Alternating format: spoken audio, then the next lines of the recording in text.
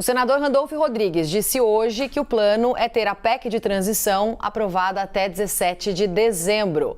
O texto é a aposta do governo eleito para conseguir manter o auxílio de R$ 600. A pedido de parlamentares, a proposta deve ser apresentada ao Congresso na semana que vem, depois do feriado, então, da terça-feira. Vamos voltar a Brasília. O Theo Cury está acompanhando e vai trazer as últimas informações para a gente em relação a esse assunto. Oi, Theo.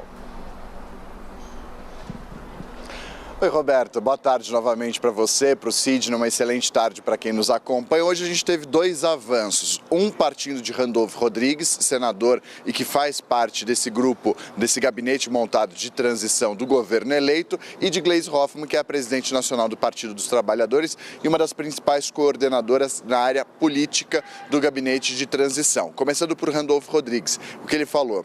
Que o cronograma da tramitação dessa PEC vai se dar da seguinte maneira. Havia uma expectativa de que ela pudesse acontecer, essa apresentação acontecesse nessa semana, ficou para a semana que vem. A ideia é que seja apresentado o texto entre quarta e quinta-feira. Esse texto deve ser apresentado, expectativa de que comece a tramitar no Senado a partir da última semana de novembro e, de acordo com Randolfo Rodrigues, no cenário mais otimista, a ideia é aprovar esse texto da PEC que faz garantir a execução das promessas de campanha, principalmente dos programas sociais, até o dia 17 de dezembro, tanto na Câmara quanto no Senado. A ideia é essa.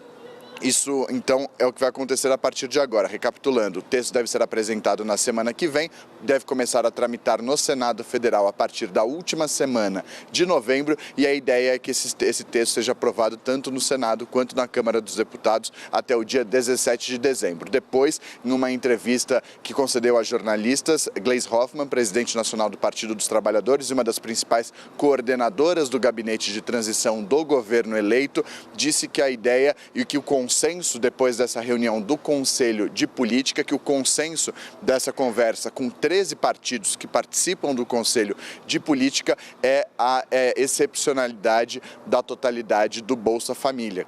E Gleisi Hoffmann deixou claro que esse consenso é com relação ao Bolsa Família, de ficar fora do teto o Bolsa Família, mas não com relação aos demais programas sociais. Isso deve ficar voltado para o orçamento. Esse foi o consenso dessa primeira reunião do Conselho. Um detalhe que chamou a atenção foi Gleisi Hoffmann chamando a PEC de transição de PEC do Bolsa Família. Esse detalhe chamou a atenção nessa conversa que ela teve com jornalistas logo depois dessa primeira reunião do Conselho de Política do Gabinete de Transição. Eu volto com vocês. Obrigado, Theo. E temos bastidor sobre a PEC da transição. Senadores e deputados do PT, ouvidos pelo analista da CNN, Leandro Rezende, reclamaram do adiamento do texto dessa proposta de emenda à Constituição. Por quê, Leandro?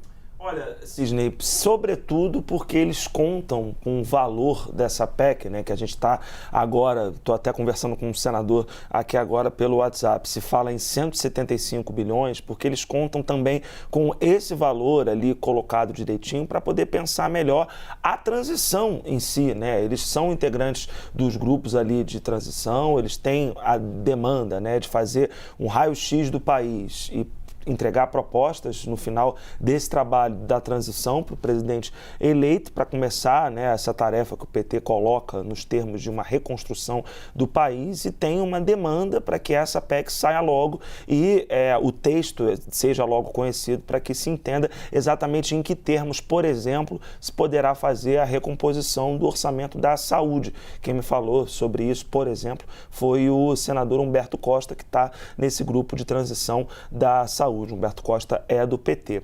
Um outro parlamentar petista, né, esse me pediu reserva, mas lembrou que há uma grande dificuldade de você convencer o atual Congresso, uma vez que o PT não está no governo e precisa dialogar com deputados e com senadores que não estarão no Congresso a partir de 2023. Então, a responsabilidade desses parlamentares, não dá para falar que é uma responsabilidade reduzida, mas é óbvio que é uma pressão muito diferente sobre quem vai continuar no Congresso Nacional ainda a partir de 1º de janeiro do ano que vem. Um outro ponto, né, há uma discussão ali sobre a formatação desse texto, porque qual é a preocupação? E aí sobre tramitação, porque vamos supor que esse texto comece a tramitar pelo Senado. Se a Câmara modificá-lo, ele precisa voltar para o Senado. E há uma previsão ainda, né, de que ele esteja aprovado até a segunda quinzena do mês de dezembro. Qualquer atraso nisso pode ser decisivo para essa proposta, porque Brasília vai esvaziar com tudo aquilo que a gente já falou que está no horizonte. Feriado, COP27, Copa do Mundo, então tudo isso vai contribuir para um esvaziamento do Congresso Nacional e está sendo levado em conta nessa matemática que está longe de ser simples para poder fechar e apresentar essa proposta. Gustavo Uribe, dá tempo de tudo isso? Olha, matemática é difícil, como disse o Leandro Rezende, praticamente derivada, algo que eu nunca consegui entender na vida, mas que está na matemática e é muito difícil de calcular.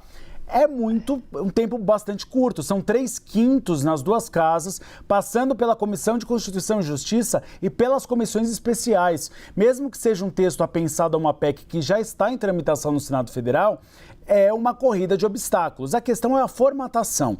O que eu ouvi de integrantes do Gabinete de Transição, aquela declaração de Luiz Inácio Lula da Silva contra a Lei de Responsabilidade Fiscal pegou muito mal. Então é necessário decantar o cenário político. Os partidos de oposição a Lula, mas que estão na base governista de Jair Bolsonaro, poderiam utilizar a reação negativa do mercado financeiro para enxugar a PEC. Por isso que se avaliou, é melhor decantar, esperar a repercussão negativa dessa semana. Lula vai à COP27, tenta criar uma pauta positiva e aí se aprova essa proposta. O que está sendo discutido, esses dois cenários. O primeiro, que o Leandro Rezende bem trouxe, 175 bilhões abarcando todas as medidas sociais prometidas por Luiz Inácio Lula da Silva. Ou uma PEC apenas do Bolsa Família, como falou Gleisi Hoffmann. Ou seja, tirar o Bolsa Família do teto de gastos, daria 105 bilhões mais ou menos, e aí você consegue aprovar a proposta.